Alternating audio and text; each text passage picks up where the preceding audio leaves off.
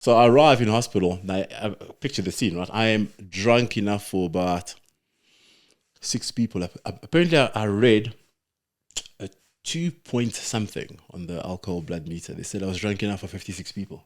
Yeah. Yeah. So the legal driving limit is 0.05. At the amount where I was, they said lung collapse, system collapse, your brain shouldn't be functioning. So now they've got me in ICU.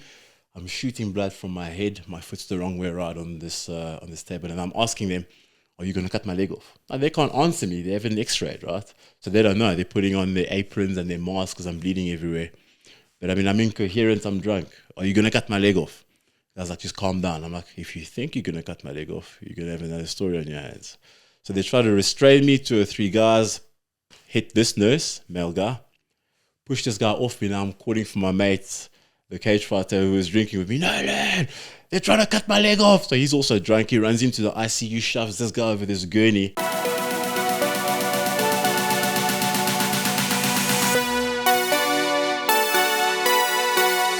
What's happening, guys? We're testing out this new setup over here. I feel like we're two dads giving our sons, well, actually, maybe I feel like your son, and you, my dad, giving me a good talking to. Age-wise, that would be about right? I could have a son about your age at this point. How old are you? 43. 43. 79, 09. 79. Okay, I was born in 96. 96. That's a decent 23 years age difference if my quick maths had let me down.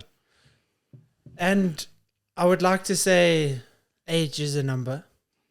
I believe it. You know, looking at my dad, looking at, how he lives his life. It's, you can stay fit, you can stay healthy. It's just your mindset. Obviously, your body kind of catches up to you, but you can keep yourself younger through exercise and through having that mindset of being younger. And I know you do that. You constantly reinventing yourself, doing new things. And, how have you found, staying young, doing all the things that you do, even though you're over 40? Am I looking at the camera when answering you? You can answer anyway, bro. You can look at me, you can look at the camera. I'd say it's very true. So age is nothing but a number. So at 43, I feel like I'm more active now than I ever was in my earlier years. And it's interesting that you say reinventing yourself, because for me, watching you go from competing, because we used to compete together, and watching your change to boxing and trail running, I watched you mountain biking, etc. It's been very interesting to me to watch you make that change. And it's not something that we see often in the fitness industry or bodybuilding, because people tend to stick to that. And in many ways, it restricts you in other elements of your life. So in as much as you're getting bigger and looking better, you lose a lot of the things that will allow you to enjoy other aspects of your life. So for me, I mean, yes, I was a pure bodybuilder, I suppose, although I hate the term bodybuilder. I was a muscle building enthusiast, if you want to call it that. Why? Sorry to interrupt. Just to go off a tangent, why do you think, I also don't like the term bodybuilder. Why do you think that is? It's got a connotation, right? Because I mean, if you think back to, I don't know if you remember those old Muscleheads cartoons where the people used to call us meatheads, really. And then it really indicates one type of mindset, one type of life that you lead, and it's all you do. So in as much as, I mean, I trained and focused on getting bigger and leaner for a very long time, but I never competed. So I would assign the term bodybuilder to a person who's actually competitive. So in as much as I was in the gym, I've never called myself a bodybuilder. And if somebody would say that to me, I'd say, no, look, I just train a lot. And I've never Even though you competed? Even after I've competed, because it's not my career, right? And I've never really enjoyed the process. And people can take it however they want, because they'll probably watch this podcast. But I've never considered myself a bodybuilder, even though I compete. And I don't like the handle at all. It's just never set well with me, because it's not all because once you label somebody a bodybuilder, I suppose you imagine that that's all they do, and they prescribe to all the things that bodybuilding is. And for me, it was never about that. Yeah, and I think, that's the issue with bodybuilding is, but I guess it's with anything. You're going to have a select few within that industry that are the extremists. Yeah. And I guess actually that's where stereotypes root from, is, right. A small group of people within a particular culture or particular, interest or whatever, that live a certain way that puts people off or, plays to the stereotypes. And I think with bodybuilding, the stereotypes within there, as you kind of explained, is something that a lot of the people within the industry have tried to stray away from. Right, and I think for me, it's not so much the name, but perhaps who throws it at you and in what context. So, This isn't your water. no, Eh? no, mine's Okay, a you lot got of yours yeah, there. yeah, yeah, yeah. I'll keep an eye on it. Might take it. Yeah. So if somebody who trained himself, like let's say you're a knowledgeable individual, if we were in conversation and you said to me, so you're a bodybuilder, I might take it differently to somebody on the street who you can see has no experience with it, who says, oh, so you're a bodybuilder. Because to that person, it means different things. They assume bed use, potentially stupid. They probably assume you work in the gym, you're a PT, you didn't study much, and it comes with a whole bunch of other stuff that I've never enjoyed. Because I'm not a bodybuilder. I'm many other things. I mean, I've studied other things. I work in the corporate. I suppose in labor law for many things. So if anything, if you were to compare me to the amount of years and other things that I've done, I'm less of a bodybuilder than I am a labor law consultant, so to speak. So it just feels like it minimizes you as a person when somebody puts that name to you. So just to get back on point about reinventing yourself and staying young, yeah. I used to work at, I won't say the company's name. I'm not going to give anybody an unnecessary punt they don't deserve. But a manager at the time, when I was working, I used to go to work with a 6-pack fitness bags. I had all my meals all packed up. You were sponsored by them at a stage. I was indeed, yeah. And I was almost militant in my approach to fitness and training. So I'd get to work, and if I didn't get the opportunity to train that night, and I had some deadline because of work deadlines, he would say to me, you can pick it up in your mood immediately. As soon as you forget a meal, you become unmanageable, you're difficult to deal with. And he says to me, there's no air around you. All you are is a person who trains, and you have no other interest in your life. And as soon as you can't do this because of injury or work or whatever, it shows up, and then we have to deal with you. He says you need to diversify your interests. And those words have stuck with me. And he was absolutely right. So from there, started doing other stuff, got into martial arts. Back in those days, it was MMA. And it really did broaden my, I suppose, I don't know if your social palette is a term, but at least then, if I couldn't get to the gym and train, I could do something else. I could get to martial arts, or you could get to your Xbox, or you could ride a bike, or you can rock climb. And that's where I am now, where I have so many different interests. I swim, I do martial arts, I love training, I ride a bike, I'm a casual chess player, although that's since high school. But it's had a lot of benefit to me in relation to feeling more complete and not being solely reliant in one area for all the things that used to define me. And staying young is really, I suppose, I don't know, if I compare myself to some of the people I went to high school with, my age, we look 20 years apart. People haven't focused on their nutrition at all. And it's the weirdest thing. I actually posted about it the other day to say, people work their entire lives to get to retirement, to have that money, so that they can enjoy their lives past retirement, which is great. You could have, let's say, 4 or 5 million rand. But if you haven't worked on your nutrition and your health, you're going to get to 65 or probably live into your hundreds with a body that is not going to carry you the distance that you're money with. Then what are you actually working on doing all these things for? You're not investing back in yourself. So I try to focus a lot on that, training, stretching, to get to a point where I'd like to keep doing what I'm doing now in the next 20 years. And the day I can't, due to, I suppose, becoming decrepit or not, it'll be a massive issue for me. I think, you mentioned stretching, and I think that's paramount for anyone that's looking to seek longevity. And, within bodyboarding, I think 80% of the bodybuilders, probably even more, don't stretch. And it's kind of also because, let's say you're walking towards a bodyboarding show, you're starving yourself, you're eating very little. Then you go and you do a workout. Because it takes so much out of you just to complete your workout, the last thing you want to do now is go and stretch. Yeah. And obviously it does actually help a bodybuilder to stretch, not just for flexibility, but for the muscle fibers and everything. But sustaining and, abstaining from injury and not, looking at someone that doesn't stretch or looking at someone that does stretch. The person that does stretch is going to probably have a longer career, less injuries. They are going to be able to, their joints are going to take less strain because their muscles are less tight around the joints. So longevity and stretching go hand in hand. And in bodyboarding, I know for myself, I didn't stretch at all during bodyboarding, but now with running and everything, where while you're working out, it comes more into play. Whereas with bodyboarding, if you're kind of tight, you can push through and you can get through a workout. Well, at least I could. But now with running or cycling or cardio-based activities, and obviously with jiu-jitsu as well, which I want to get into, those are the kind of things where you have to be flexible.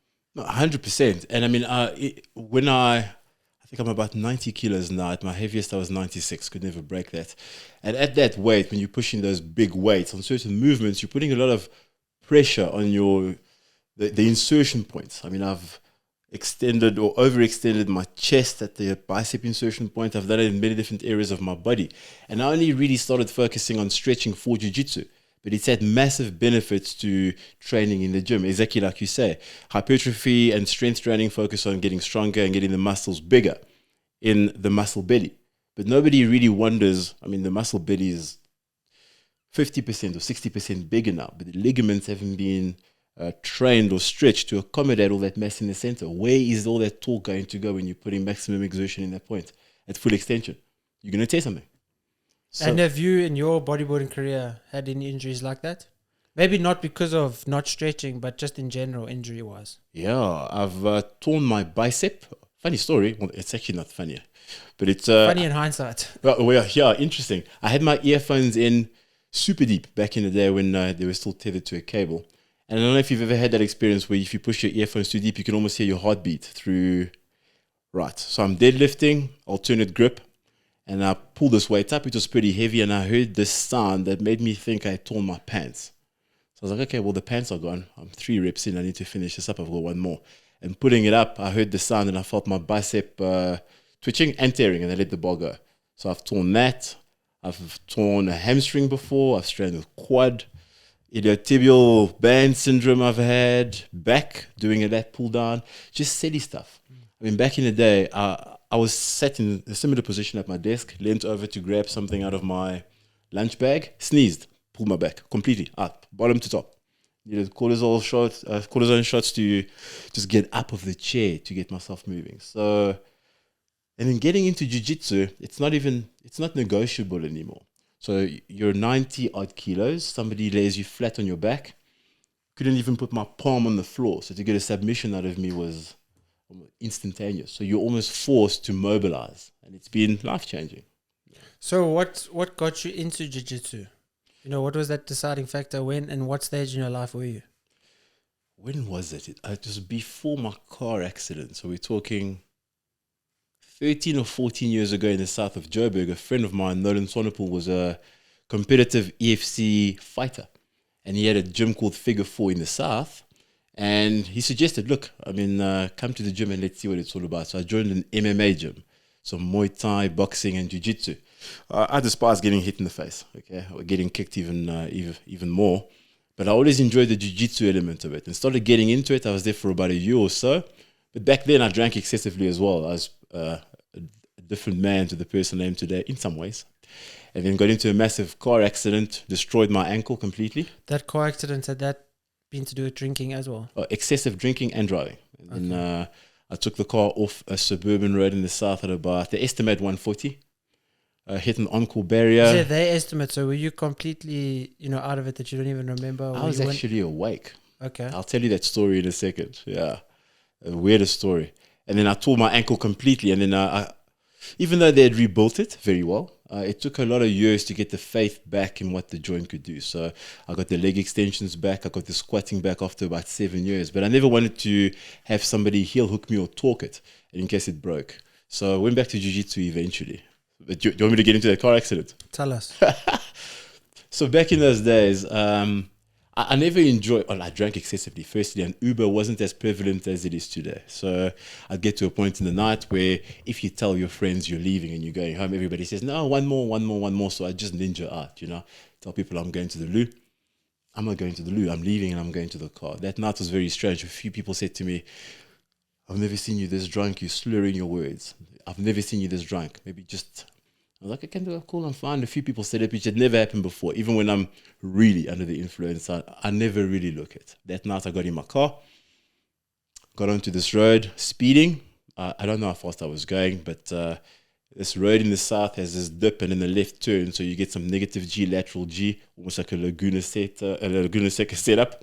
Took it off the road, hit an on-call barrier, And I remember this clearly because I was conscious when it happened. So when I hit the first barrier, I had like a weird out-of-body experience, and I watched myself from the passenger seat. That was my 12th car accident at the time. And I remember myself saying to myself, this is the one that's going to take your life. And I hit this barrier, and I watched my feet go off the pedals onto the floor of the car, and the car started flipping. So I didn't have my seatbelt on. So with my feet between the pedals, okay, the car flips, and I'm moved from the driver's side to the passenger side with my foot between the pedals, and I'd snap my foot clean across. So the car started rolling. I had hit the steering wheel at the time, hit the windscreen. The car came to a stop, managed to crawl out of the wreck, caught some wreckage and destroyed the ligaments in my left knee, and I went through somebody's wall. So I crawled out of his house. I was 2 blocks away from home. A funny story. They always said the accident happened so close to home. True story. Guy crawls out of his house, whiskey in hand, and he's walking alongside me while I'm trying to leopard crawl home. And he's like, buddy, you're not going to make it. Your foot's the wrong way around. I was conscious enough to take my cell phone out wallet, told him who to call, gave him my medical aid number, which I still know off by heart, waited for the ambulance to call me to hospital, where I spent 35 days. Yeah. Fought the nurses in hospital. So I arrive in hospital, and I picture the scene, right? I am drunk enough for about 6 people. Apparently, I read a 2 point something on the alcohol blood meter. They said I was drunk enough for 56 people. Yeah. Yeah. So the legal driving limit is 0.05. At the amount where I was, they said lung collapse, system collapse, your brain shouldn't be functioning. So now they've got me in ICU. I'm shooting blood from my head. My foot's the wrong way around on this table. And I'm asking them, are you going to cut my leg off? Now, they can't answer me. They haven't x-rayed, right? So they don't know. They're putting on their aprons and their masks because I'm bleeding everywhere. But I mean, I'm incoherent. I'm drunk. Are you going to cut my leg off? I was like, just calm down. I'm like, if you think you're going to cut my leg off, you're going to have another story on your hands. So they try to restrain me. 2 or 3 guys hit this nurse, male guy, push this guy off me. Now I'm calling for my mates, the cage fighter who was drinking with me. No, man, they're trying to cut my leg off. So he's also drunk. He runs into the ICU, shoves this guy over this gurney. And eventually they cannot deal with me. So now they're sitting there waiting, and I'm wondering, why are these people just waiting and not doing anything? They're waiting for me to bleed out enough to pass out so they can deal with me. So eventually I feel this injection, I'm out. I wake up strapped to a gurney in the x-ray room. I pass out. I wake up again. Surgery's taking place. I'm in ICU with my leg up. Yes. Yeah. So now this accident, have you had any accidents since? A little bumper bashing here and there, but I don't drink and drive since then. So was it a wake-up call for you? Absolutely. At that point, did you stop drinking as much? Did that kind of, change your mindset towards going out and drinking, excessively like that, and then obviously driving? Big time. Because, and it's not the first reminder I've had. I lost a friend who broke his neck leaving Caesar's Palace. Hit one of the bridges by the airport. Hit the steering wheel, broke his neck. So I'd already had a reason not to do that. But at that point, it wasn't necessarily me that wanted to quit drinking and quit partying. But when you're sitting in hospital for that long and you watch the amount of people that come to visit you and the looks on their faces of worry and what you put them through with your bullshit, that was enough for me. Yeah. So now I don't drink as much. We occasionally do with the missus if there's a party or so, but Uber. So no more drinking and driving. Yeah, there's nothing wrong with obviously drinking, but now you've obviously just moved towards getting an Uber, getting home safely, still be able to enjoy your time, enjoy your alcohol. Yeah. And then, just do it in a safe manner. And moderation. I had to go back to that hospital after I left. I bought some flyers for the nurses, but... Well, that's actually what I was going to ask. Were there any, where they try to lay charges? Obviously you are within law, but I don't know if that was, your field, more of study. But, would that be considered assault? How would they manage that? Obviously knowing you were drunk, but also, being in an accident, you're not perfectly sound of mind. I think if they wanted to, they could have. Okay, there weren't any serious injuries. One guy got a little push and a shove, etc. But I think they deal with so many drunk drivers. It's more about the substance that you're on. So in order to be criminally charged for something like that at hospital for assault, you'd have to have you have to be compos mentis, right? Which I was not. Could they have made my life difficult? Sure. But it was a union hospital, and I think they'd seen so much of it. They were very nice about it. I apologize profusely. We spent a lot of time together. Yeah, 35 days. Ooh, wow, yeah. That was the the time slippage. Is I'm sure you incredible. didn't get any jelly or custard those first week while they were still recovering from your little bit of assault. Super professional, super professional. And the one thing I'll tell you I remember is I was asleep in ICU, and then these nurses do their rounds, and I had my eye slightly open because I just wanted to see what they were about, right? A bit of shame as well.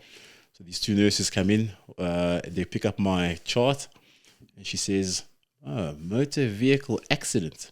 And she looks at me and she's like, "Yes." She looks at her friend, she's like, "Judging by that, motor vehicle crash." And then they laughed together and they walked out, and I was like, well deserved. I mean, they had to shave my eyebrow, they glued my face back together on top here. Yeah. So is that where you're bleeding from most? Yeah. So my chin was done, open. Eyebrow was completely gone. They had to glue that together. They couldn't stitch it. The ankle was open. The other knee was open and ligament exposed. So I had about 3 or 4 surgeries. Installed some hardware, got it out eventually. And now, obviously, you arrived in a car today, but last time when you came and load shedding was playing games, you arrived on a motorbike. Yeah. Have you had any, serious motorbike accidents? Because obviously people would say, if you were in an accident like you were in your car, you would be dead. Yeah, no, I've been riding, I think about 7 or 8 years. And I don't ride the bike safely. So, I mean, I generally break the speed limit. I ride on the back wheel a lot, always sober. Touch wood, I've never put the bike down. So I've had... Is it obviously you arrived on a road bike, but do you only ride road bikes? Do you do adventure riding sometimes or enduro? No, only on the road. I'm going to get to the track eventually. I've been threatening to do that for the last 4 years. I have the leathers and everything. I went off-road once with a friend, Yana, in Ashton, actually, on a strawberry farm not too far from Lanceria. Oh, but it's so much hard work. And I mean, nobody tells you, they know you're on the road bike, but nobody tells you, listen, don't use the front brake around the bend. So I come off the road bike, I go front brake over, done. Did it twice, and he's like, which brake are you using? I'm like, front. He goes, no, I'll do it. Rear brake. I'm like, So we ride, I fall, got to pick the bike up. Super tiring, huh? And I don't know. I don't enjoy it as much as I like the road. So is it more the speed aspect, the agility of, weaving through? I like that, but I don't speed all the time. I'm more of a bit of a street hooligan. So you'll catch me going 80, 100 on the back wheel, put it down. But it's the biggest thrill for me. Huh? I really do enjoy it. And yes, if anything goes wrong, you're under a taxi or under a truck. True. But Life short. Life short. Often people say, I don't want to say that I'm not here for a long time, I'm here for a good time. But, many people say you live more in 5 or 10 minutes on the bike than you do in like a few years in a car. Irrespective of how bad your day is going. You turn that bike on, you ride for 10 minutes and your problems are distant. And, as you said, not wanting to say you're here for a good time, not a long time. To kind of touch on your point earlier in terms of, living for old age. I think and a lot of people say, no, I'm saving for one day. I'm working now to enjoy my life later, but you're hating your life now. So yes, you're working hard to maybe enjoy the luxuries of more money one day, but you're hating 80% of your life to enjoy the last 20% of your life. And that last 20% of your life, you're old, you can barely move, your family is maybe in a different place. You're not actually benefiting more from doing that. You're benefiting from obviously making smart decisions while you're younger. True. But decisions that still make you happy and make you enjoy life. And I think that's what life is. You're constantly saving money. You're constantly putting off adventure or putting off enjoyment to try and enjoy it later on. And later on, you don't actually get to it because maybe things change and whatever, and you haven't enjoyed the time leading up to it. Or you die. Exactly. Yeah, and for me, it's very much that. And it's also big in the biking industry. People say, like, I've bought a bike, but I'm trying to keep the mileage low. And I'm like, well, what sense does that make? Oh, in case I resell it. I'm like, well, so you've bought something that you're not going to enjoy. And I mean, for me, I don't prescribe to that logic at all. I bought. What about if it's like a car that you use, like not for enjoyment as much? Okay. So like a motorbike, different story. I understand. Yeah. Use that thing. It's like buying shoes and then keeping them to keep them in pristine, condition. But then you're not wearing them, so why have them? Right. Yeah. No, I'm not that guy at all. So, I mean, my last bike I rode to 150,000 kilometers, which is unheard of in terms of motorbikes. Last car, 360,000 kilometers. Sure. I trust to have a lot of money, okay? And I'm also like, because you never know where the country's going, right? So you save to either leave the country or you save to be in a position where you never have to work again. But we haven't traveled a lot, either the missus and I. So this year, we're going to spend the money and go to the UK, see a bit of the world and do some traveling. And you're absolutely right. So it's a tough balancing act, right? You want to save enough to be good in the future, but not at the cost of your enjoyment. Because a lot of factors that people don't consider is nobody really knows what triggers cancer, right? It's in your cells. But cortisol, stress, unhappiness, negative thoughts, all these things contribute to that. The average life expectancy in the country, I'm not too sure if you consider illness, rate of decreased testosterone, diabetes, and potentially just crime, probably low 50s. You rate that low? And it's more because of the crimes in the country. So now you're saving for 60, but statistics say that potentially you're not even going to get there. So what do you do? So it's a tough balancing act, right? Yeah. I want to have all the money I can when I retire, but I'm also not necessarily living to reach retirement. My fiance rides a bike as well, equally as badly as I do. And we want children.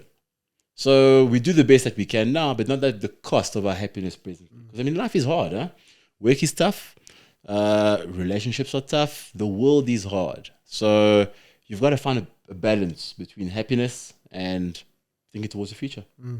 Would you want, mentioning the world is hard, would you want life to be easy?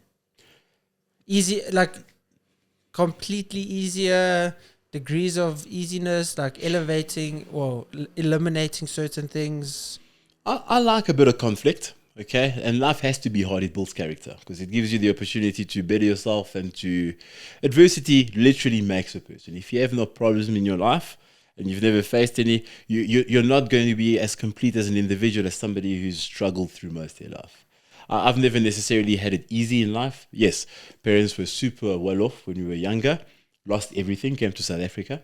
And we've had to work as myself, my brother and my sister for most of the stuff we had, but I wouldn't change anything. So my upbringing has literally made me the person that I am today. My first job was parking cars at the Joburg Zoo. After that, I worked in a call center. Parking cars, were you like a valet? How does that work? I don't know. So back when the Joburg Zoo, it was high school, so 97. A friend of mine had a connection at the zoo where if the zoo had like a super busy day, they'd give you one of these, it looks like one of those Miss America sashes that says Friends of the Zoo. And you literally just point people to where the open parking bays are. Okay. Consider this though, back in those days, we were getting paid 200 Rand a day to do that.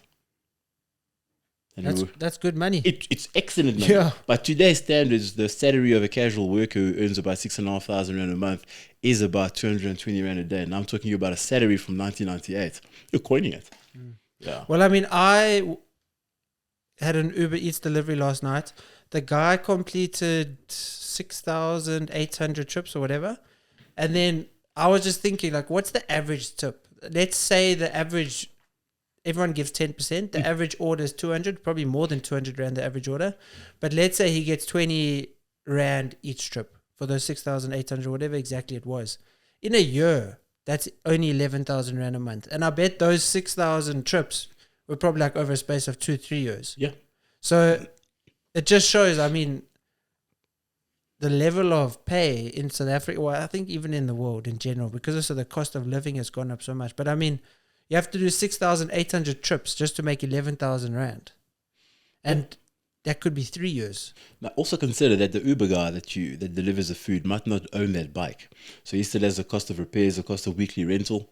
And we actually saw this the other day where there was, have you seen those Aprilia delivery scooters? You get these little, I think they're 150s or 250s, that are rented out by a company. And the weekly rental on that scooter is 600 to 700 Rand.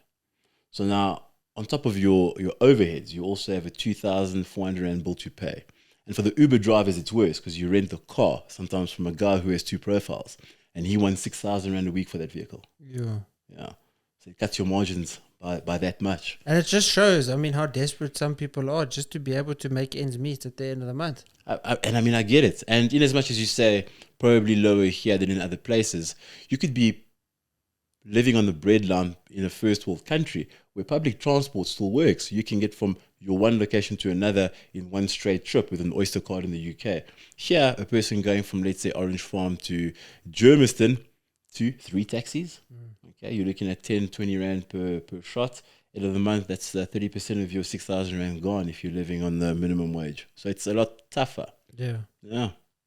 And I think also people that have been fortunate to never have to experience public transport in South Africa, the ones that, you need 3 or 4 different taxis to get to a certain place, I don't think quite comprehend, myself, I don't quite comprehend how much earlier my domestic worker needs to leave her home to be able to get to me. And then still it was 3 or 4 different taxis that she had to hop on, hop off. And then she gets to me. She's been in a vehicle for 2 hours when she only lives not even 40 minutes away. Yeah. And then she gets to me. She's a little bit grumpy. I'm like, this lady's always so grumpy, but not understanding what she goes through. Then she does all the stuff technically, essentially, that I don't want to have to do in my house, and then gets paid relatively well, but still very little. And then at the end of the day, I'm like, this lady should be happier. But I've never been in those shoes, so I could never truly comprehend. I mean, I've found myself being unhappy, making a decent living. Now imagine I wasn't making a decent living, how much unhappy I was. Yeah. And it's all just a mindset of privilege. And also, I mean, if it's just a mindset in general of happiness. Because someone that's earning next to nothing can be completely happy. Mm-hmm. Someone that's earning R1 million a month could be happy or could be completely sad. It's all just the mindset of the person in that situation. It's relative to your situation, right? Because I suppose at red line level, maybe things like family and the time that you have become a lot more important. And you don't necessarily, you have different problems. You're living almost hand to mouth. You have to worry today about the problems of tomorrow. And so often, and I thought about it, and you hear in the corporate, why don't you save more money, etc. I'm like, this person's earning 7,000 Rand a month. Saving is not in their scope. 7,000 Rand, you're worried about food today, tomorrow you're worrying about food tomorrow, etc., etc. There's no saving. Person probably doesn't have a fridge. You can't think about those things. But then you're earning, let's say, 10 times that, 70 or 80K a month, okay? Now you're worried about saving money. You've got to worry about SARS, how much money you can put over there. I think the more money you make, the more money you have to give away to this person, the banking fees, etc. So you accumulate problems as you go up as well. And it's easy to forget, but nobody does the comparison, right? And I mean, I've never done it to say, well, that person seems to be a lot happier than me at this point now, where I'm a lot more comfortable in my life. But whenever I have to submit audited financial statements to the receiver and I have to give these bundles of money away, I'm always like, fuck, man, I feel like I'm working for nothing. This guy's taking this much money, I have to deal with an inverter cost, the electricity cost, the country doesn't work, the potholes, I'm breaking my car. You have a car. You have a job to give the money away. You've made this money to have to give it away. So it's all relative. Yeah. But more money, more problems, but also not always, because problems are relative, and it's just, I think, your attitude towards those problems. And I think that's the most important thing is I could be better like that. I tend to err towards the negative. I'm not naturally an optimist in relation to these things. I always take it as, this is happening to me, as opposed to, you are where you are, so you can afford to pay that money. Don't look at it as in you're giving it away. I need to try and reverse my thinking, because I can tend to be a bit of a pessimist. So you're absolutely right. Attitude does determine your reality. So you mentioned, your girlfriend, fiance. In your wedding date? Travel this year, and then maybe if everything pans out later this year, early next year, we'll tie the knot. We're going to do it probably nice and cheap. We did the numbers in relation to inviting 40 people, looking at about 140,000 Rand. That's a trip potentially to the UK, 4 countries. And 140,000 Rand for what? To have people come and complain about the cheese not being good, their last wedding was better, they couldn't bring their kids. Why didn't you comp the bar? They only got free beers. Where's the hard stuff? Right. That sort of thing. And I thought about it. My best mate's wedding cost him 350K. True. He comped the bar. Yeah, around the time that I was a rampant alcoholic almost. So you were happy then? Eh? You were happy that you did that? Personally, yes. But I'm not in a space as a person where I'm willing to entertain the complaints of people who are going to resent the free stuff. So we spoke about maybe just going off to Mauritius beach wedding. We'll send people Zoom links, and then we'll spend the 60 or 70K traveling the world for 2 weeks and spend it on ourselves. And we'll come back and be like, welcome to it. We're having a bride home. Surprise! Yeah, no, I agree. I think, why spend your hard-earned money?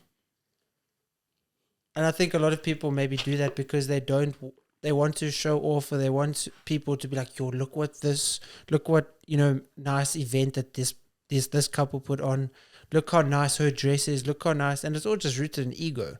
And it's all just rooted, obviously, if it truly makes you happy and you're doing it because you feel like a princess or whatever, do it, and that's fantastic.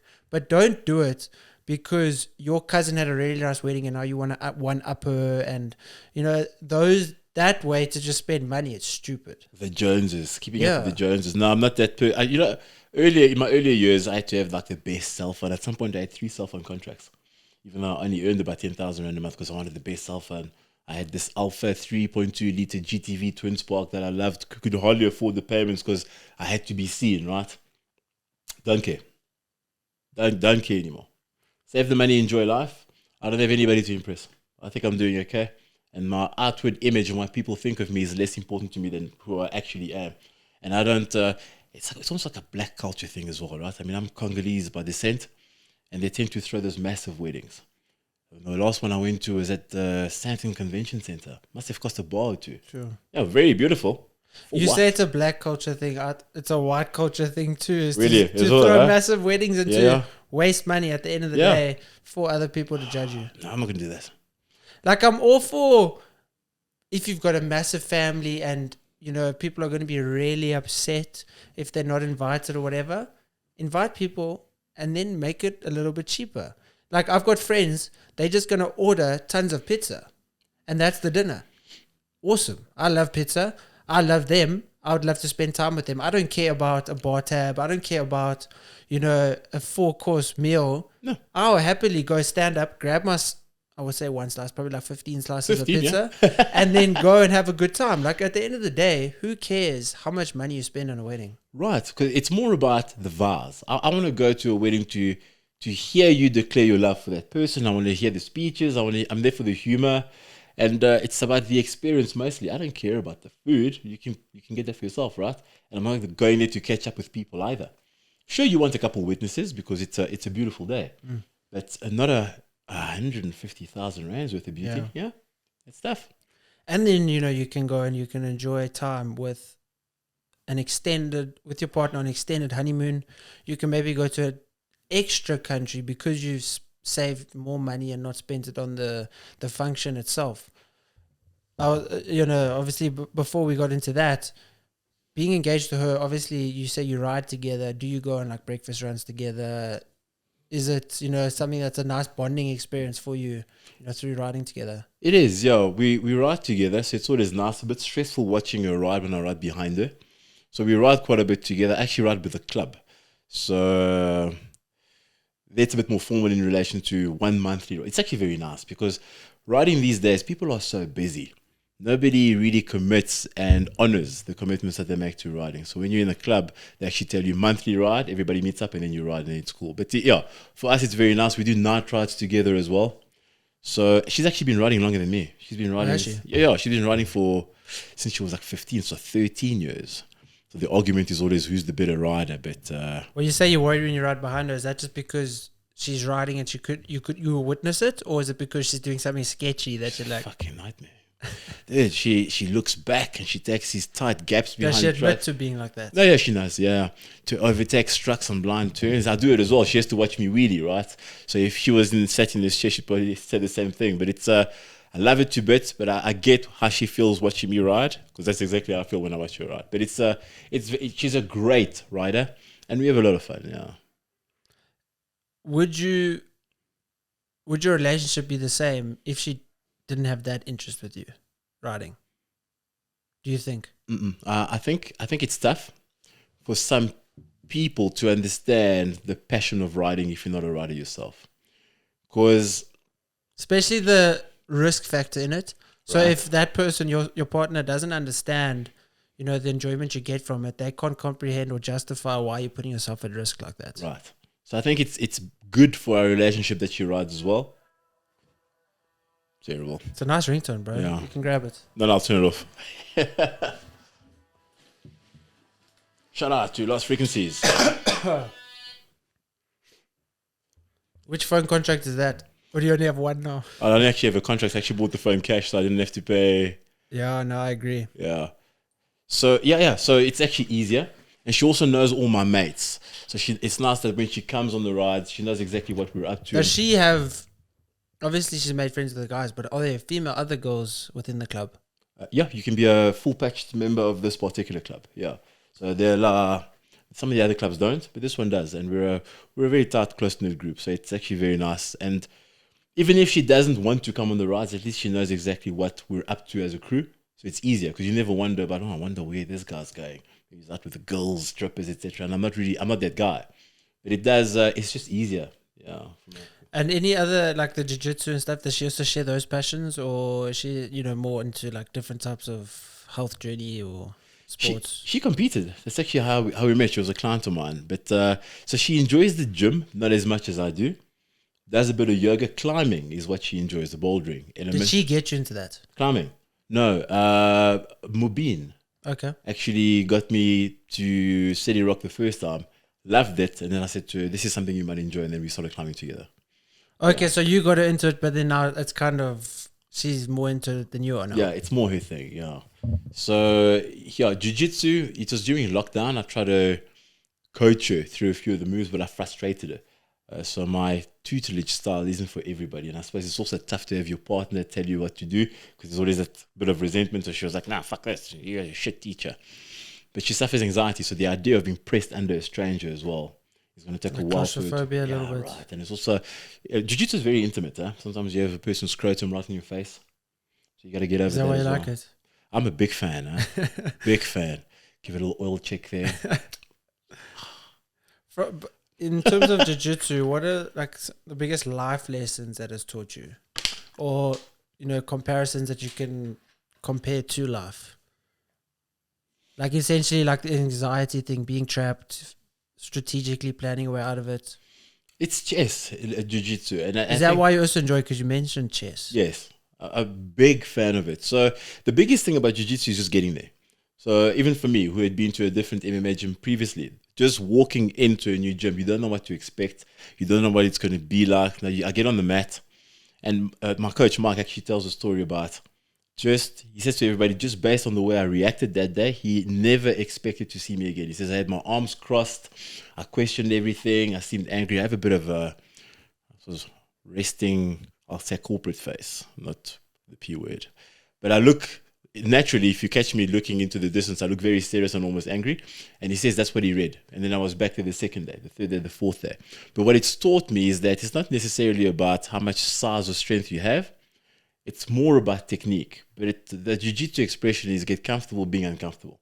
Because 90% of the time, you're going to be under somebody who's superior to you. And you have to learn not to panic, learn to control your breathing, and figure out how to get out of the situation that you're in and to turn it into an advantage to make that person uncomfortable. And in life, when you've been in situations where you're uncomfortable,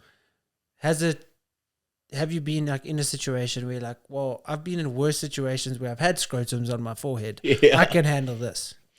Yeah, I don't know if I naturally related back to jiu-jitsu, but I find that, I'm not somebody who gets into fist fights, okay? But what it has taught me is it's given me a lot of confidence. So I can get into situations where even if the people around might look more intimidating, I'm very comfortable to say, if somebody says, well, do you want to get into it? I'll be like, okay, well, cool. Yeah, let's see what you got. My scrotum will be on your face. On your face right now, yeah? Because one of the toughest guys in the academy is about 20 kilograms lighter than me. But he's got 2 or 3 years of jiu-jitsu more than me. And in the 5 years I've been training, 6 in fact, I think I've managed to tap him once. And it gives you perspective that when you go out into the world, the people, how often have you been in a club or in a drinking environment where a small guy comes to challenge you and give you crap? It doesn't happen. It's always the big juiced up meathead bodybuilder yeah. who comes on, oh, you're looking at my drink or something like that. And we don't see those guys on the mat 9 times out of 10, and those are the guys that are going to be inept in a physical altercation. I think it's a fair bet usually, not always. Not always. But if you are in a club environment, the people that are usually causing most of the time are the ones that aren't actually capable of following through with it. No. Because, being well versed in jiu-jitsu, boxing, whatever it may be, you've got the confidence and to just kind of withdraw yourself from the situation, because you don't need to prove yourself, because you are capable of doing whatever damage you would need to do if you did get into the altercation, that the altercation wouldn't even come about. True. And it's also, there's that risk element, because I think for me personally, I understand that firstly, it's a fight. Okay. And the coach, Mike, always says the fight doesn't happen in the gym, it happens in the street.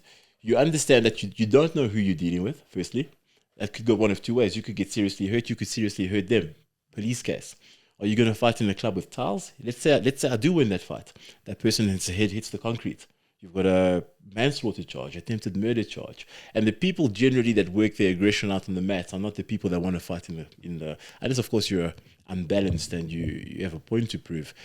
I don't often find situations in social environments where the people that are causing conflicts are the people that are trained martial artists. It's usually the people that are not. The people that say, you don't know what I'm like, I've never learned to fight, but when I see red, I'll destroy you. No, you won't. Yeah. Well, it's usually the person that is the loudest in any situation is the person that probably is the most insecure or has a big ego, undeservingly so. Yeah. Do you know who Brian Whale is? Yes. Yeah, I read a post that he made. What's his assault? Counter-assault group. Counter-assault group, yeah. He had a post a while back where he says, it's when the situation arises or when the shit hits the fan, you don't rise to the occasion. You fall to the level of your training. And that's absolutely true. You're not going to magically be imbued with these powers where you're going to... Your temper is going to turn you into a fighter. If you're not a fighter, you're not a fighter. And if you're fighting a fighter, you will be... Look, luck happens, okay? You could get glassed in the face as a trained fighter and get stabbed. It happens, which is why you don't want to fight. But that also wasn't what you trained for. Right. It could happen. I mean, the guy could throw a lucky elbow spinning back fist. Everybody watches YouTube. But 9 times out of 10, the person who has the most training is going to dominate you. Yeah. And also, I mean, most of the time, if you look at professional boxers, usually they don't perform to their absolute best ability. And those are the professionals. Usually, everyone can find, okay, I should have actually maybe improved this. And this is obviously in a competition environment. They always can critique how they performed. Yeah. So how does the professional who in a controlled environment doesn't really perform what they are capable of, truly capable of, but now the untrained, unskilled person is going to rise above the occasion when the professional can't even actually sometimes perform at their highest level? Yeah. I mean, it's all about moves, right? You've thrown 200, 300 punches. You've practiced this move so many times. That person is lucky if he's hit a bag a couple of times. Now you're hoping for that puzzle to come together in a situation that's uncontrolled. You're not hitting a bag anymore. Somebody's fighting for their life. Who do you think is lucky to have the upper hand? Yeah. So oddly enough, I mean, I have not been in an altercation since Jiu-Jitsu. And even before that, it had been 7 years since I got into a physical altercation. Would you say, not being, well, you did say before Jiu-Jitsu you hadn't been in one, but would you say with the new skills that you've developed and the new abilities, you refrain even more from even potentially getting in those situations because you know that you could handle yourself? There's even less possibility of, even provoking slightly. No, I never provoke. I've never created a fight either. I suppose I have that expression. But let's say someone's causing. Yeah. Would you say you remove yourself even more now from the situation because of your new skills? Because you're even more confident that you even now care less about. There's only so much I'm going to take in terms of abuse, though. I must say that. So I'm not going to run away from the fight. I would prefer to remove myself from a fight, and I like to. What's the expression? I'll talk my way out of any situation. But once it's evident, yeah. So the gift of the silver tongue, right? Yeah. I will talk my way out of every situation if I can. I don't need to prove anything. Speeding tickets? Never received one, and my bike has no number plate. Okay. And I always stop for the police, and I never get tickets. Charm them out of it. So I will talk my way out of every altercation I can. Once it's apparent to me that you are going to fight or somebody I'm with is in danger because of you, then I'm not going to back away from it. Once we're committed, I'm going to do everything I can to make sure I get home. Where you go, that's your own problem. Correct me if I'm wrong. There's probably one situation where it's impossible to talk your way out of. Yeah. With your lady. Right. We're going to make a joke, because quick apply, sleep, I leave. But that's the thing. With girlfriends, females, you can never win an argument as a male. Oh, God, and it's so hard for me as a lawyer to find the point where you just need to stop talking, right? And she often says that to me, I'm just trying to talk to you and you're so logical and clinical and it's difficult. And I'm like, I get it, but that's how I'm built. These are the facts. These are the facts. And that in relationships doesn't always work. So it's not about, and that's what you got to learn in relationships. It's not about who's right and who's wrong. It's about how can we fix the issue.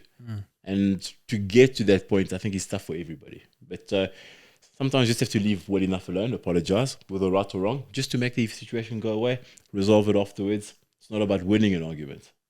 Yeah, I think the person that is going to lose their argument is the person that tries to argue more. Right. Especially as a man, trying to argue, even if you're saying actual facts or you actually probably are right in the situation, many times said we're not right, but you just dig yourself a deeper hole. The more you talk, the more there's something, and then there's going to be one thing that you say that actually is wrong. And then you're done. And then you're done. So that's the thing. Are you arguing to be right? Because it's adversarial, right? If you're right, somebody's wrong. Then they feel bad about it. So it's easier to resolve. So try and reach resolution. Can we leave it here? Are you okay? Apologize if that needs to be. But there are some points that need to be ventilated exhaustively. Okay, if it's an attack on your character as a person in relation to certain things, then it's not about resolving. It's about getting to the bottom of it. But in relationships, 9 times out of 10, I don't think anybody should be right or wrong. It's just about, yes, potentially I could have done this better.